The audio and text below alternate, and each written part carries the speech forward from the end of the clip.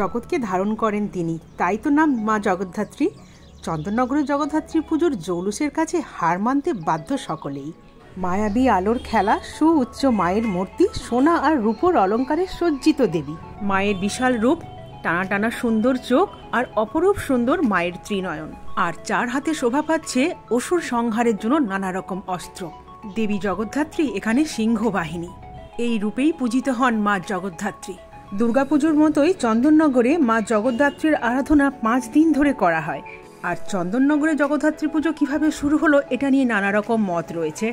অনেকেই বলে নদিয়ার রাজা কৃষ্ণচন্দ্রের আমলে চন্দননগরে জগদ্ধাত্রী পুজো শুরু হয়েছিল। সালটা তখন ছিল প্রায় 1710।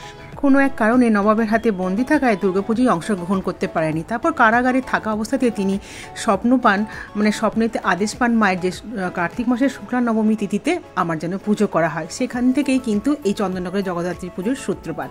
আবার আরেকটি মত বলে চন্দননগরের বাসিন্দা ইন্দুনারায়ণ চৌধুরী রাজা কৃষ্ণচন্দ্রের ঘনিষ্ঠ ছিলেন, তো তিনি সেই পুজোয় কৃষ্ণচন্দ্রের অংশগ্রহণ করেছিলেন এবং সেখান থেকে অনুপ্রাণিত হয়ে চন্দননগরে জগদ্ধাত্রী পুজো তার হাত ধরেই শুরু হয়। তো এটা নিয়েও অনেক দ্বিমত রয়েছে। তো দ্বিমত যাই থাকুক না কেন, চন্দননগর বাসীদের কাছে চন্দননগরের জগদ্ধাত্রী পুজো হলো একটা আবেগ, একটা ভালোবাসা, মায়া, মমতা, সমস্ত প্রাণ জুড়ে রয়েছে চন্দননগর বাসীদের কাছে এই মা জগদ্ধাত্রী।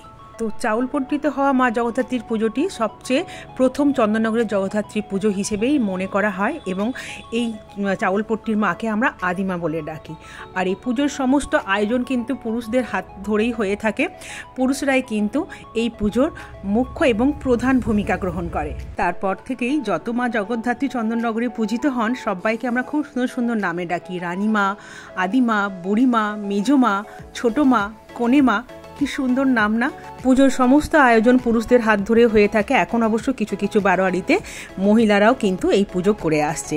আর মাকে কোনো রকম পশু বলি দেবার নিয়ম নেই। এখানে বস্ত্র, ফল দিয়ে নিবেদন করা হয় মাকে।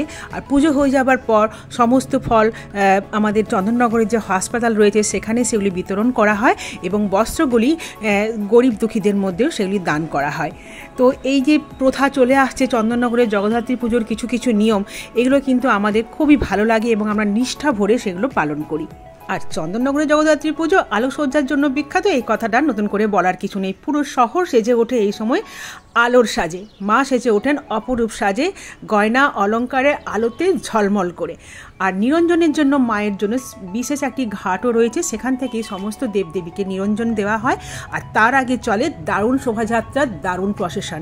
এই প্রসেশন আর শোভাযাত্রা দেখতেও দূর দূর থেকে অনেক মানুষ ভিড় জমায় চন্দননগরে।